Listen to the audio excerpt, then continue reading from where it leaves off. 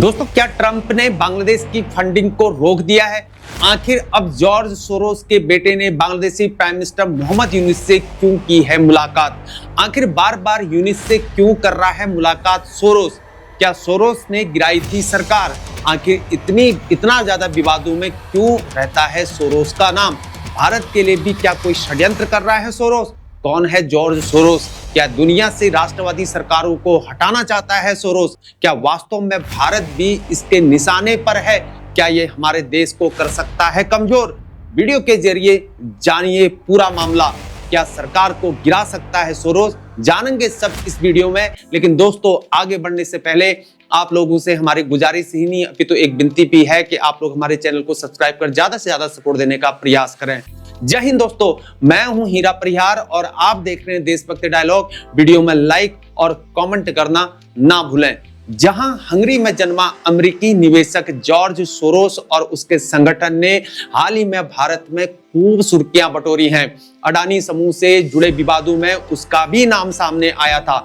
इन आरोपों के साथ कि सोरोस द्वारा वित्त पोषित संगठन संगठित अपराध और भ्रष्टाचार रिपोर्टिंग परियोजना OCCRP के पीछे थे, जिसमें अडानी समूह पर अपनी कंपनियों में निवेश करने के लिए अपारदर्शी मॉरिशस स्थित धन का उपयोग करने का आरोप लगाया गया था। जहां ओपन सोसाइटी फाउंडेशन OSF की स्थापना हंगरी में जन्मे जॉर्ज सोरोस ने की है और उसका बेटा एलेक्स इसका अध्यक्ष है। लेकिन जॉर्ज सोरोस, जिसने दुनिया भर में राष्ट्रवाद के प्रसार से निपटने के लिए अरबों रुपए खर्च किए हैं, लेकिन कई देशों में शासन परिवर्तन का प्रयास करने का आरोप भी लगाया गया है। और वहीं हाल ही में बीजेपी, भाजपा, भारतीय जनता पार्टी ने आरोप लगाया था कि कांग्रेस नेता सोनिया गांधी के उन संगठनों के साथ संबंध थे जिन्हें सोरोस से धन प्राप्त हुआ था। हालांकि कांग्रेस के द्वारा भी आरोप लगाए गए थे, जैसे कि सुप्रिया श्रीनेत ने कहा था कि नरेंद्र मोदी की सरकार जॉर्ज सोरोस को पैसे दे रही है। सोरोस की ओपन सोसाइटी के 68 देशों में प्रोजेक्ट हैं। इनको UN डेमोक्रेसी फंड पैसे देता है और मोदी सरकार ने पिछले 8 साल में $9 लाख UN डेमोक्रेसी फंड क्यों दिए? लेकिन अब बात करते हैं, ये सुप्रिया श्रीनेत ने कहा था। लेकिन अब बात करते हैं बांग्लादेश की, जहां 3 महीने में एलेक्स सोरोस और मोहम्मद यूनुस के बीच यह दूसरी मुलाकात है। इससे पहले दोनों की मुलाकात अक्टूबर माह में शेख हसीना शासन के पतन के बाद न्यूयॉर्क में हुई थी। यूनुस के कार्यभार संभालने के कुछ हफ्तों बाद, जहां सोरोस के OSF पर पूर्वी यूरोप, मध्य पूर्व और लैटिन अमेरिका में शासन परिवर्तन को बढ़ावा देने का आरोप लगाया गया है। कुछ लोगों का तर्क यह भी है कि पिछले साल अगस्त में बांग्लादेश में शेख हसीना को अपदस्थ करने में इसकी भूमिका थी।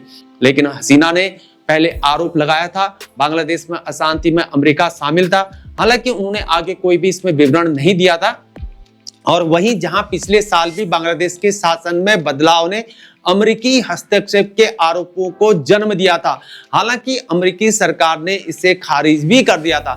लेकिन अभी मोहम्मद यूनुस के कार्यकाल ने एक ट्वीट करके बताया है कि ओपन सोसाइटी फाउंडेशन के नेतृत्व ने बुधवार को अर्थव्यवस्था के पुनर्निर्माण, गबन की गई संपत्तियों का पता लगाने, गलत सूचनाओं का मुकाबला करने और महत्वपूर्ण आर्थिक सुधारों को लागू करने के लिए बांग्लादेश के प्रयासों पर चर्चा करने के लिए मुख्य अंतरिम सलाहकार से मुलाकात की।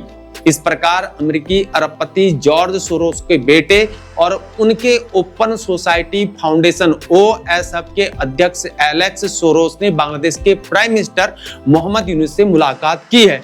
खबरों के अनुसार बैठक के दौरान बांग्लादेश में साइबर सुरक्षा और रोहिंग्या संकट पर चर्चा की गई। लेकिन बांग्लादेश में रह रहे हिंदू भाइयों और अल्पसंख्यकों के बारे में तो कोई बात ही नहीं की गई। ऐसा खबरों में अभी तक देखने को नहीं मिला है। जहां सरेआम हिंदुओं के साथ अत्याचार होता आ रहा, बांग्लादेश में हिंदुओं के मंदिरों को ध्वस्त किया जा रहा है, आखिर इसके बारे में क्यों बात नहीं की? यह भविष्य को चिंतित करता है। जहां राष्ट्रपति के रूप में शपथ लेने के कुछ दिनों बाद डोनाल्ड ट्रंप ने सभी विदेशी सहायताओं को निलंबित करने की घोषणा की है और अन्य देशों को अमेरिकी वित्तीय सहायता की समीक्षा का आदेश भी दिया गया है।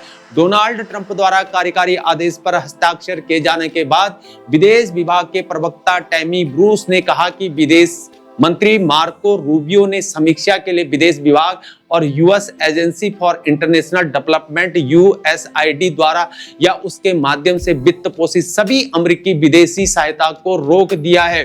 जहां टैमी ब्रोस ने कहा कि राष्ट्रपति ट्रंप ने सबसे स्पष्ट रूप से कहा कि संयुक्त राज्य अमेरिका अब अमेरिकी लोगों के लिए बिना किसी वापसी के आंख मूंद कर धन निकालने वाला नहीं है।